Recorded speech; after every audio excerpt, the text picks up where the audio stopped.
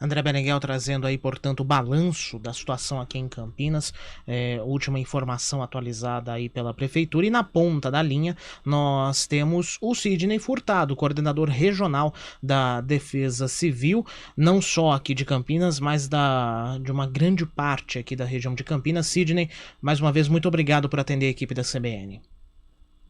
Boa tarde, Felipe. Boa tarde. Estamos à disposição. Sidney, eu começo só aproveitando esse balanço que o André Berenguel trouxe aqui. A situação pior em Campinas nesse momento é o distrito de Sousas. A situação, vamos dizer, em termos de rescaldo, eu diria que é o distrito de Sousas, que é o que realmente demanda um grande número de famílias que foram atingidas.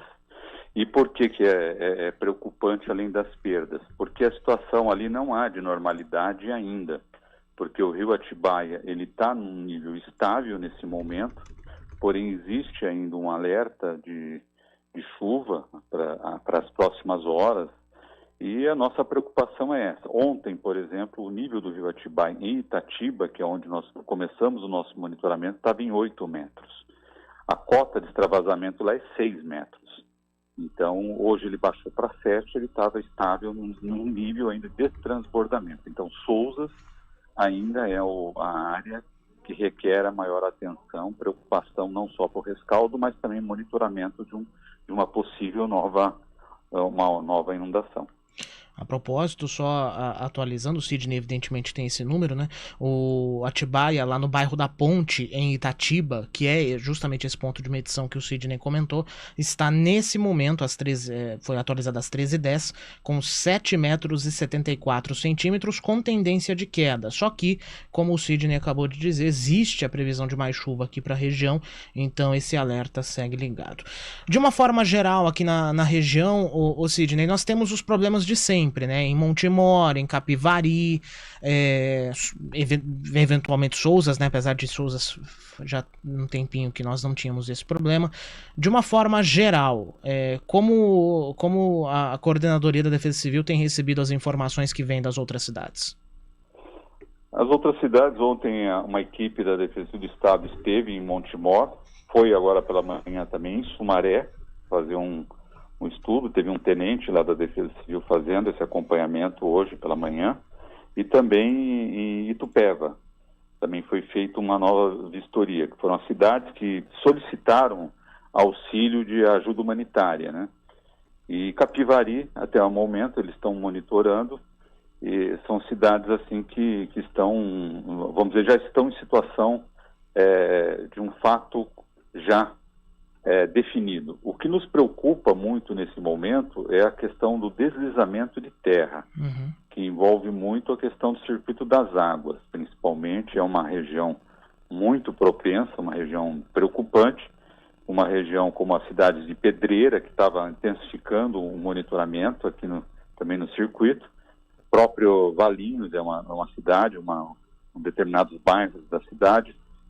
Essa preocupação ela é muito grande neste momento, porque o solo está bem saturado, então às vezes uma inclinação de muro, qualquer rachadura, qualquer coisa num muro, numa parede, ela representa uma preocupação muito grande. E também árvores também é uma outra grande preocupação. Saturação de solo, inclusive neste momento está o pessoal da Prefeitura, do DPJ, fazendo uma interdição parcial de via na Mário Garneiro, onde apareceu ali um possível deslizamento e de uma pedra que evidenciou ao risco de uma queda de árvore, que eles estão fazendo o corte neste momento.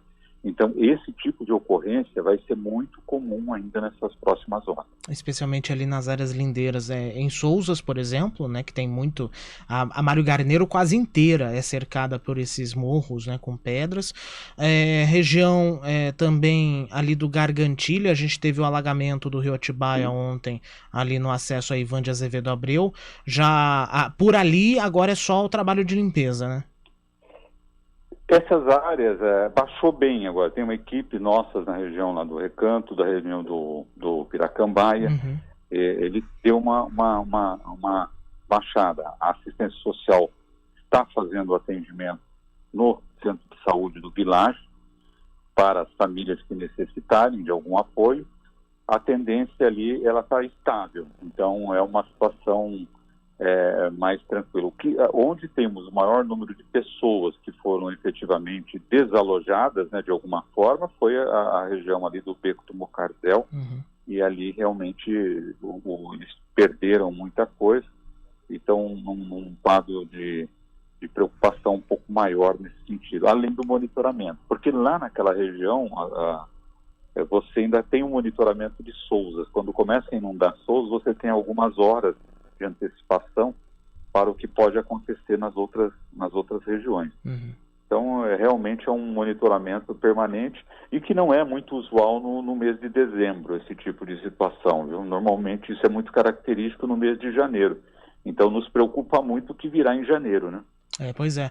Inclusive eu lembro de uma entrevista que você mesmo concedeu aqui ao CBN Campinas, falando dessa preocupação já a partir de dezembro, e existe até a possibilidade desse período chuvoso seguir até abril, né, que eu me lembre. Exatamente. Nós estamos trabalhando com essa perspectiva. Essa perspectiva. Você não tem o mês de janeiro, tradicionalmente, ele é o mês mais chuvoso, como o mês de agosto é o mês mais seco. Isso é uma característica que não muda. Mas a tendência é que você tenha temporais localizados, às vezes, que pode vir de forma repentina. O que nos preocupa muito, que a gente chama de frente fria estacionária, essas ACAs, essa que está acontecendo agora, é que você tem uma chuva contínua, às vezes uma noite inteira, e depois de algumas horas você tem uma chuva intensa, uma chuva forte, intensa em determinadas localidades. Então aquilo que já está saturado, ela cai, ela arrebenta. Então realmente é uma situação de muita atenção, e principalmente para a Defesa Civil a grande preocupação são chuvas noturnas. Chuvas noturnas normalmente que elas acabam ocasionando mais mortes, porque as pessoas elas não têm a dimensão do quanto está chovendo, da dimensão de um risco já existente no local, e às vezes tem uma queda de muro, de parede, enfim, um deslizamento, e isso realmente nos preocupa muito.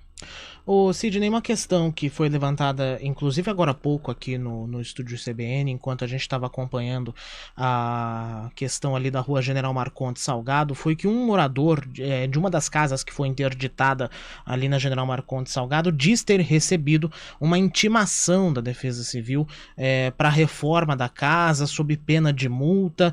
Eu confesso que eu não me lembro desse tipo de procedimento. Queria que você pudesse esclarecer isso para a gente.